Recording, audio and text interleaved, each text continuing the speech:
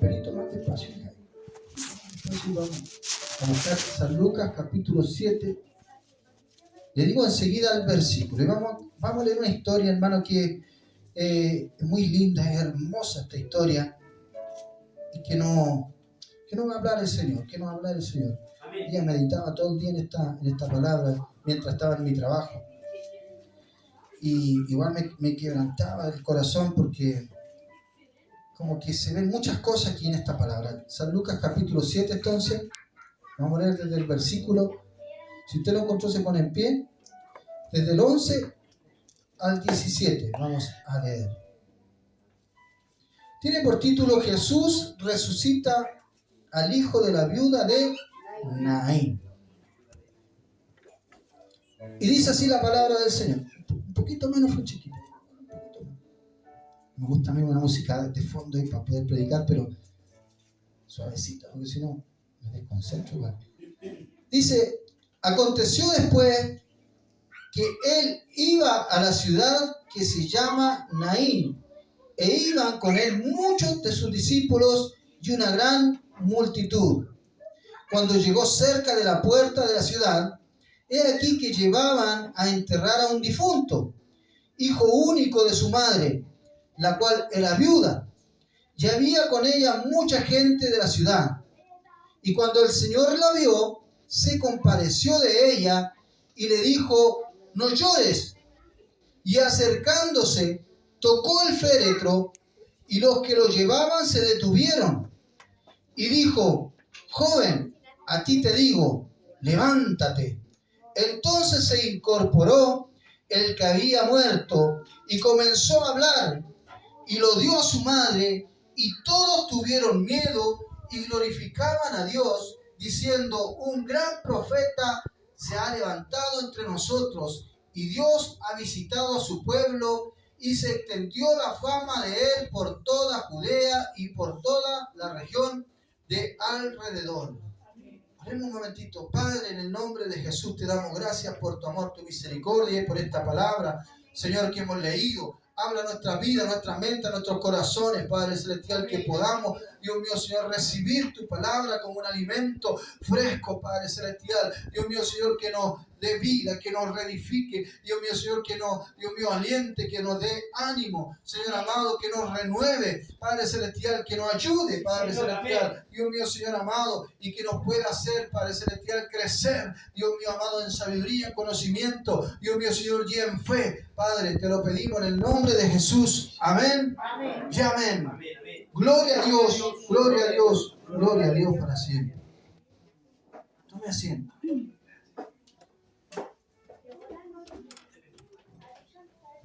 Esta historia, hermano, de este milagro, aparece solamente en el Evangelio de Lucas. Y Lucas puso el énfasis en esta historia porque quizás el cierto Lucas era un hombre que investigaba todo lo que hizo Jesucristo y se encargó de recopilar toda esta información, y él no pasó por alto este detalle. Quizás un detalle que fue de pasadita, porque en muchos de los evangelios, cuando hacía otros milagros, decía: y hizo milagros, sanó a mucha gente, resucitó muertos, dio vista a los ciegos, y como que lo menciona así, ¿cierto? Muchas veces así como a la rápida. Pero Lucas puso un poquito ahí, un poco de atención en esta historia en particular. ¿Sabe que antes de este milagro, dice que Jesucristo estaba ahí en el capítulo 7, cuando usted lee desde el versículo 1 adelante, dice que habla de que Jesús sana al siervo de un centurión, y dice que esto ocurrió en Capernaum. Y Capernaum, hermano, vamos a reflejar, supongamos que este es un mapa. Supongamos que esta región donde está este angelito aquí es Capernaum, y aquí está el mar de Galilea, todo abajo del mar de Galilea, y Capernaum está allí, como arriba. Está cerca de la región de Galilea, así se llama, y sabe que Naín era un pueblo pequeñito. Yo investigaba hoy día y estaba como por acá abajo, y estaba un poco alejado de lo que es el lago, el mar, porque el mar de Galilea es como un lago, estaba como alejado. Sabe que lo buscaba en Google, está más o menos como a una distancia de 50 kilómetros son como 45 minutos en auto, pero en el Google usted le da la opción de poner cuánto uno se demora a pie, porque usted le puede poner en avión, en auto, a pie, le puede poner la distancia y ahí sale el tiempo. Entonces, ¿por qué les cuento esto? Porque Jesús estaba sanando o haciendo milagros allá en Capernaum, en el lado de arriba, ¿cierto? Pero dice que luego de que terminó, se fue y pasó a Naín. Y sabe que para Dios no hay coincidencia y no hay casualidades. No es como una casualidad que Dios dijo, vamos a Naín porque a sanar, y de repente se encontró hoy con un cortejo fúnebre, ¿cierto? Es como que, oye, justo, qué suerte que tuvo la viuda, que justo iba pasando en el momento cuando iba Jesús por ahí. No es tan así. Jesús hace las cosas por algo. Pero ¿sabe qué? ¿Cuánto hay en distancia caminando desde Capernaum a Naín? Son como 10 horas. El GPS dice que son 10 horas. Pero si usted saca la cuenta, nadie camina 10 horas sin parar, ¿no es cierto? O sea, en esa época, con los caminos que existían en la época, caminos que no eran de cemento, que no eran asfaltados, caminos que eran de tierra, que muchas veces eran, ¿cierto? Duelen los pies, no sé, me imagino, que no tenían las zapatillas que tenemos hoy en día, ¿cierto? No están las Pumas, las Reebok, ¿cierto? Las Nike, como de repente nosotros nos compramos zapatillas buenas que son blanditas y que salimos a trotar y podemos correr y los pies no los duelen porque son blanditas, ¿cierto? Y hoy en día hay zapatillas que tienen hasta aire, amortiguación. Antiguamente existía la sandalia nomás. Y la sandalia, no sabe, la verdad que no sé bien los materiales con que la hacían. Me imagino que usaban cuero, que usaban o que las tejían con alguna especie de planta, no sé. Pero imagínese un viaje que es como de más o menos desde aquí a Melipilla, tiene que haber sido más o menos. Y si se fue de Capernaum para llegar temprano y toparse con un funeral, ¿sabe que antiguamente los funerales en aquella época no eran tan largos? No es como hoy en día que uno dice, fallece una persona y está 3 días, ¿cierto? Velando a una persona, 2 o 3 días. En aquel tiempo se trataba de hacer rápido, o era de un día para otro, o a veces si moría en la noche era el mismo día en el entierro. ¿Por qué? Porque esos lugares de allá mediterráneos son lugares cálidos, donde el cuerpo, usted sabe que no dura mucho fresco. Por lo tanto, ¿se acuerdan cuando Jesucristo llegó a sanar al hermano de Marta? Y dice que ya llevaba 3 días y le decía, no, ese ya hiede, debe estar ya hediondito. Entonces, ¿qué es lo que usaban en esa época? Usted sabe que usaban los ungüentos, los envolvían los cuerpos y le echaban perfume, distintos tipos de pócimas que ellos preparaban, como también para refrescar y poder usarlo en ese momento difícil. Entonces los velorios o los cortejos eran como a mediodía más o menos. No se sabe bien en la hora, pero eran como a mediodía. Entonces, si Jesús venía caminando y venía entrando a la puerta cuando se topó, imagínense, Jesús tenía que haber venido como de noche caminando con los discípulos. Yo me imagino a los discípulos, a lo mejor diciendo, oye, Jesús, ¿para qué va tan apurado? Es como parafrasear, es como un decir, ¿cierto? Y dice que iba con hartas personas más. Y de entradita se encuentra con esta situación. Que era un cortejo que llevaban ahí a un entierro a un joven que había muerto. No dice la edad, no dice el nombre, tampoco dice la edad o el nombre de la viuda, pero dice que era viuda. Imagínense una mujer viuda que tenía su único hijo y murió. O sea, esa mujer leía un poquito esta información, como que los que estudian la palabra, como que llegaban a la conclusión que ni siquiera ella tenía como el redentor, que muchas veces hemos hablado en los estudios, ¿cierto? El redentor, el familiar cercano, que la podía después proteger, cuidar a esa mujer, a esa viuda. O sea, ella iba a quedar sola, prácticamente. Y dice que cuando la vio, dice que lloraba aquella viuda, imagínense. Lloraba. Quizás en su corazón, en su mente, ella pensaba y decía, no tengo a nadie, quedé sola, se murió mi hijo, ya se había muerto el marido. ¿Qué voy a hacer? Las viudas eran como de alguna manera, eran como menospreciadas en aquella época, que eran como las pobrecitas y por eso es que había que acogerlas, pero muchas veces eran estorbos para algunos, entonces no todos la apoyaban. Por eso que en la ley tenía que haber una ley exclusiva para que obligaran a la gente a hacerse cargo de ella. Dios dejó esa ley porque sabe que el hombre en sí siempre piensa en él nomás. Le cuesta desprenderse, le cuesta ver por el otro. Siempre, como dice la oración, o sea, como decía la palabra, dice, ven por lo suyo propio nomás. Entonces esa viuda iba llorando, y se encontró con Jesús y los discípulos. Qué tremendo, hermano, qué tremenda bendición, qué tremenda casualidad, qué tremenda coincidencia, ¿o no? Pero para Dios no era una coincidencia. Cristo sabía. Cristo, yo creo que venía pensando en el camino. Viene una viuda que se le murió su hijo, y si pasamos a tal hora ella va a ir pasando, y a tal hora yo la voy a bendecir. Amén. A su nombre. Gloria. Y se encontró con aquel cortejo y le dijo, no llore. Imagínense decirle algo así a una persona que tiene una tristeza tan grande. Y todos se pararon. Y Jesucristo se acerca y toca el cuerpo donde lo llevaban ahí. Y dice que el Señor se compadeció de ella. Gloria a Dios para siempre. Y acercándose, dice, tocó el féretro y los que la llevaban se detuvieron. Es importante, hermano, que nosotros a veces nos detengamos y esperemos a ver qué va a hacer Jesús. Y dice que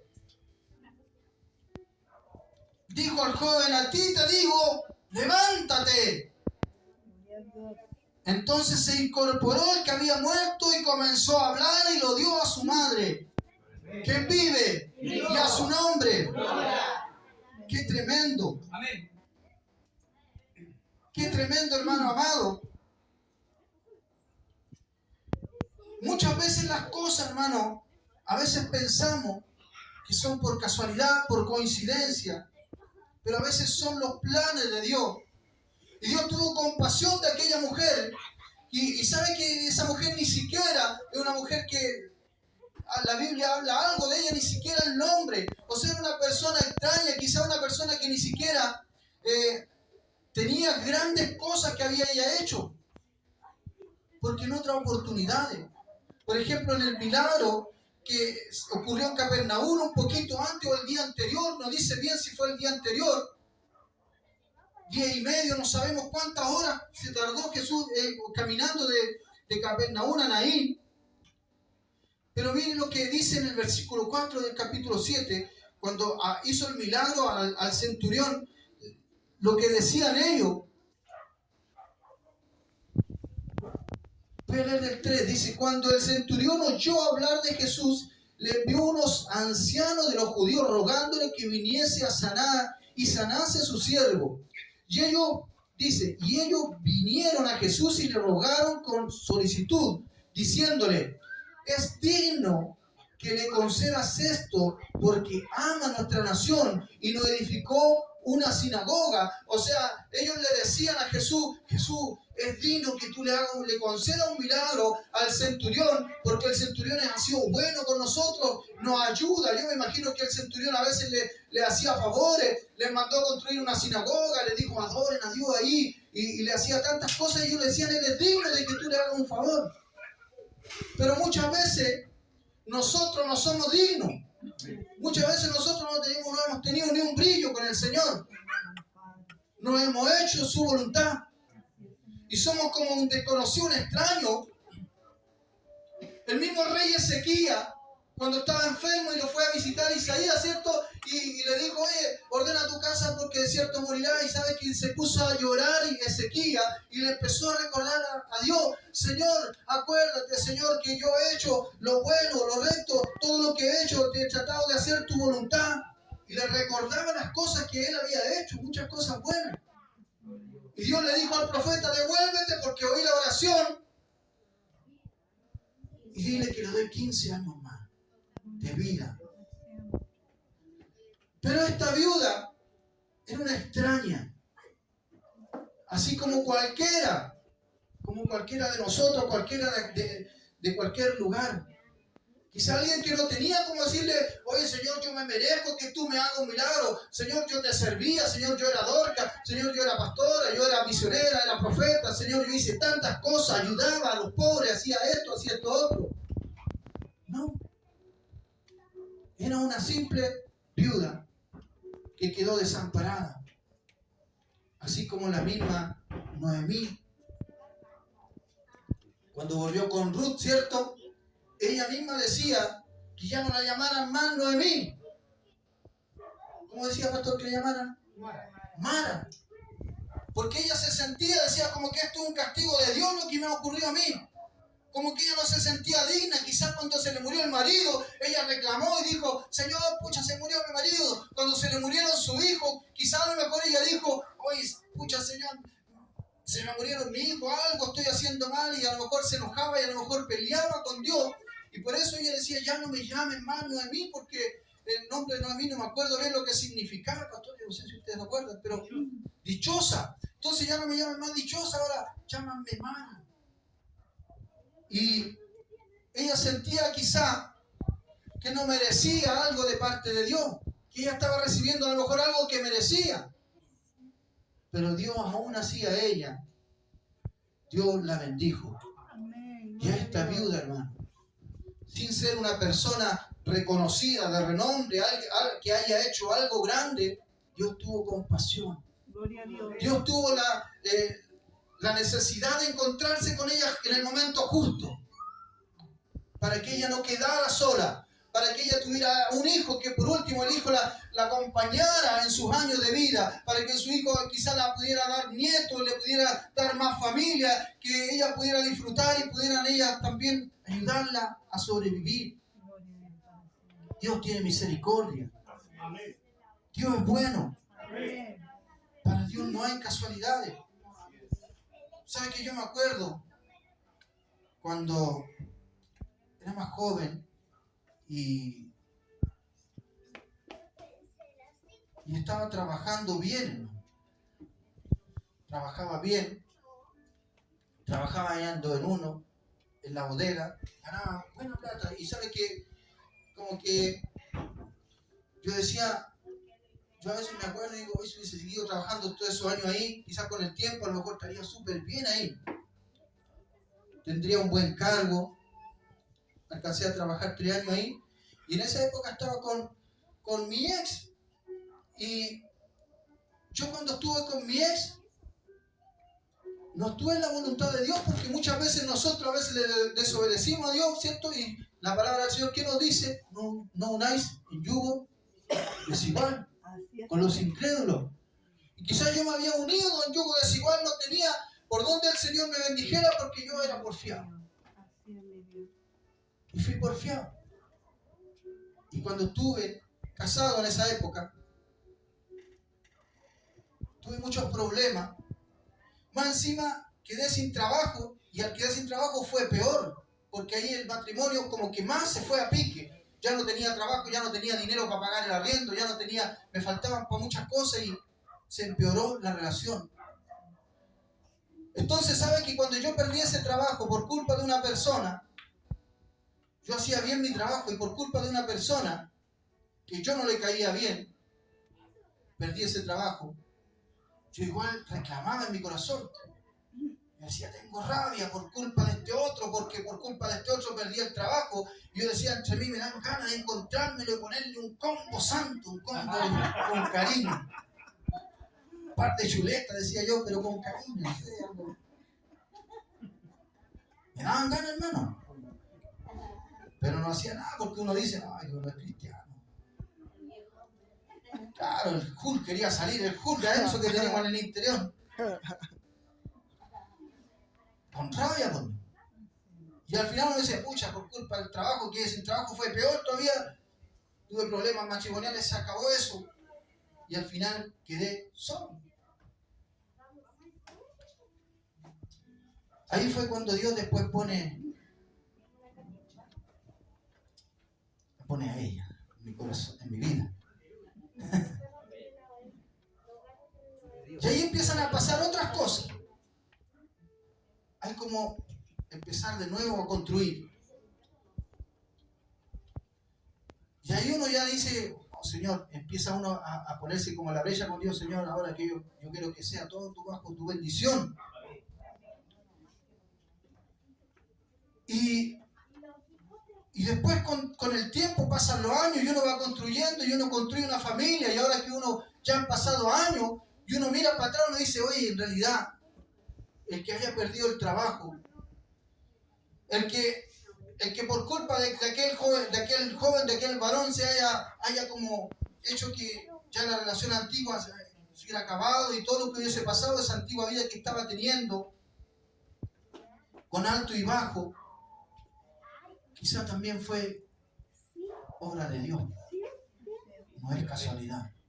Como que Dios movió una pieza, hizo, bueno, yo lo hago que él pierda el trabajo y por aquí le pongo en el camino otra compañera que lo acompañe y ya no va a ser el yugo desigual. Y me empieza a poner familia y empieza a poner la hija. Y ahora la nieta. Entonces uno dice, menos mal que no le puse el combo. Lo bendigo. Lo bendigo.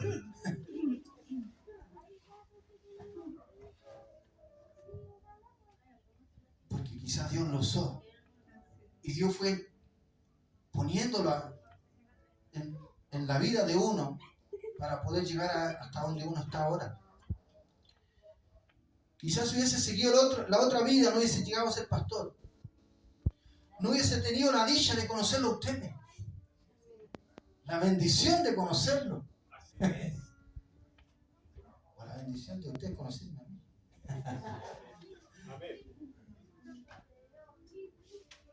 Pero ahí vemos que no hay casualidades. ¿Sabe que siempre me acuerdo? Ojalá que no esté viendo a mi hermano, porque voy a apelar a mi hermano ahora. Mi hermano trabajaba aquí en Carosi y un día había como protesta de micro o algo así, no me acuerdo bien. No tenían que irse, se había perdido el bus que lo llevaba y andaba buscando que él lo llevara al trabajo. Si faltaba ese día, lo iban a despedir porque ya tenía falta. Entonces, y yo entre mí decía, yo podría conseguirme un auto con mi papá y podría viajarlo, pero yo quería hacer otra cosa. Entonces me sentía como mal, decía, pucha. Y al final no lo hice, no lo llevé. Y al final él no fue a trabajar y perdió su trabajo. Sin trabajo él ya estaba pololeando con su esposa actual y por esa circunstancia él fue a probar suerte a San Antonio. Y allá se puso a trabajar en la mar. Y allá hizo familia. Allá construyó su hogar, su familia creció, hoy día tiene una nieta también, viene otro en camino. La familia ha crecido, tiene una casa bonita, hermosa, grande, y salió de aquí. Y quizás si hubiese seguido, yo siempre me sentía culpable, porque decía, a lo mejor mi hermano se fue para allá por mi culpa. A lo mejor si yo lo hubiera llevado, a lo mejor hubiese seguido trabajando y uno piensa tantas cosas. Pero al final lo que ve con los años y con el pasar de los años, uno dice, era la voluntad de Dios entonces. Quizá Dios me frenó de que hubiera agarrado el auto y lo hubiera ido a dejar. No, porque yo tengo otra historia para él.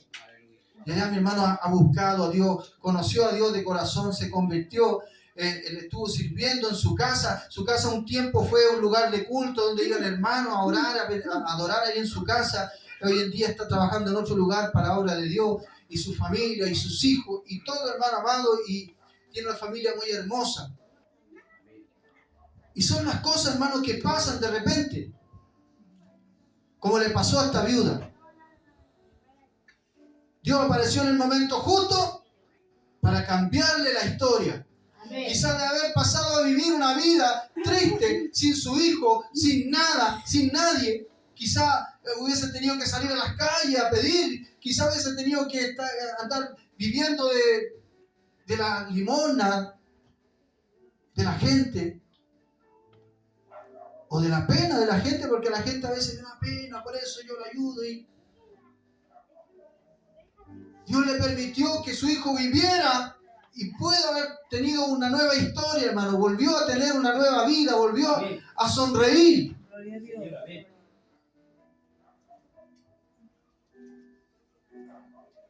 Por eso que las casualidades no existen, hermano. Dios a veces, eso no quiere decir que Dios tenga escrito el futuro, porque a veces uno dice, no, Dios escribió el futuro de cada uno. Y Dios sabe todo lo que vamos a hacer porque como que Él lo predestinó así. Y no es así, mi hermano. La chiquita, búsqueme ahí en Santiago, capítulo 1, el 13 y el 14. Vamos a leer de la pantalla. En el libro de Santiago, capítulo 1, del 13 y el 14, vamos a leer.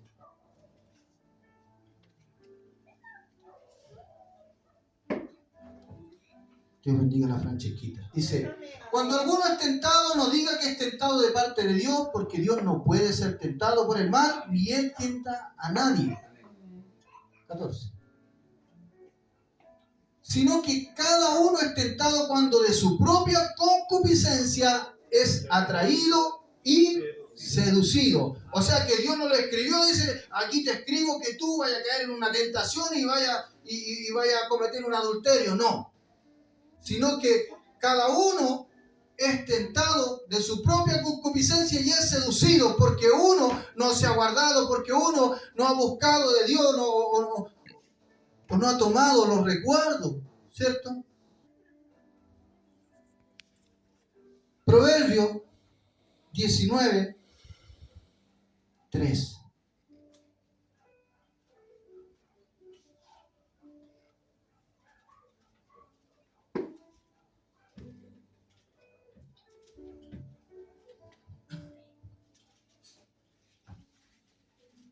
La insensatez del hombre tuerce su camino y luego contra Jehová se irrita su corazón.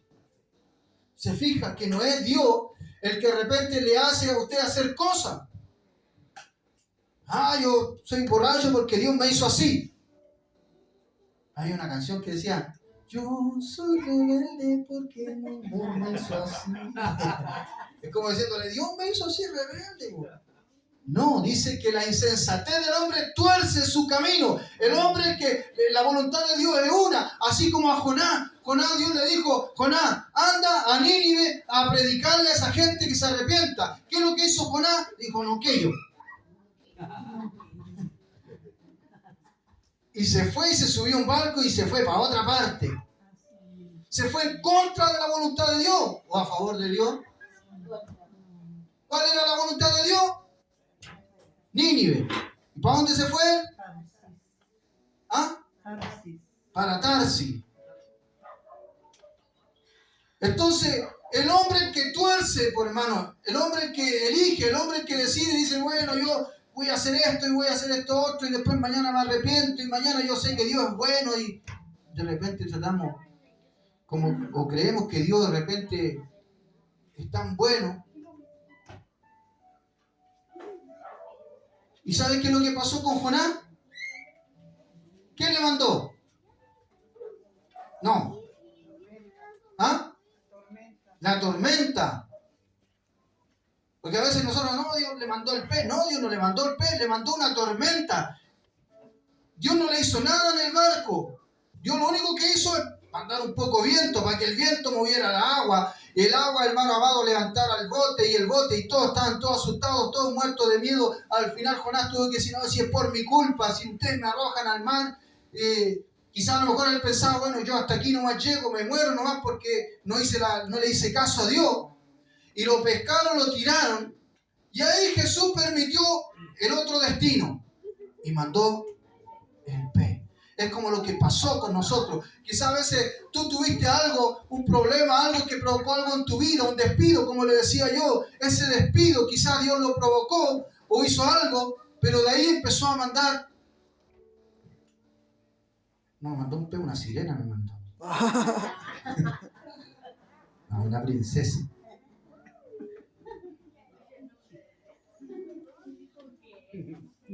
Y así nos manda, pues, hermano, para poder ir cambiándolo el destino que nosotros no estábamos buscando. Aquel destino que Dios nos dice, hagan esto, pero el hombre es porfiado y quiere hacer otras cosas.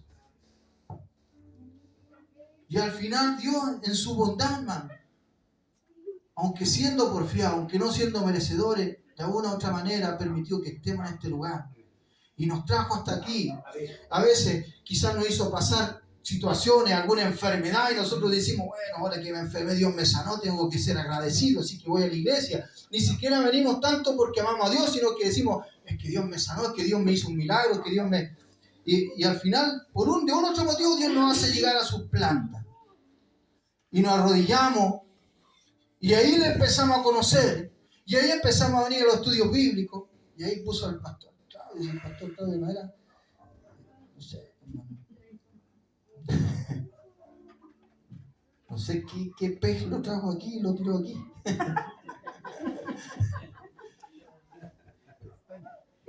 Tiene que hacer uno grande. Uno grande, hermano, lo trajo aquí, pum, y aquí llegó. Y aquí tenéis que servir, menos mal le dijo el Señor. Y así a cada uno, hermano. Cada uno y empiece a hacer la voluntad de Dios. Deje de torcer el destino, deje de torcer lo que es la voluntad de Dios y empiece a hacer, ya Señor, me dispongo en tus manos. Ya Señor, a ver qué es lo que quieres tú de mí. Quizá no lo voy a ver ahora, lo voy a ver después, pero el Señor algo va a hacer, hermano, porque Dios es bueno. Dios tiene muchas veces compasión, así como lo tuvo como la viuda, que esta viuda, hermano amado, y le cambió el destino. Así lo está haciendo con nosotros. Póngase en pie y oremos al Señor.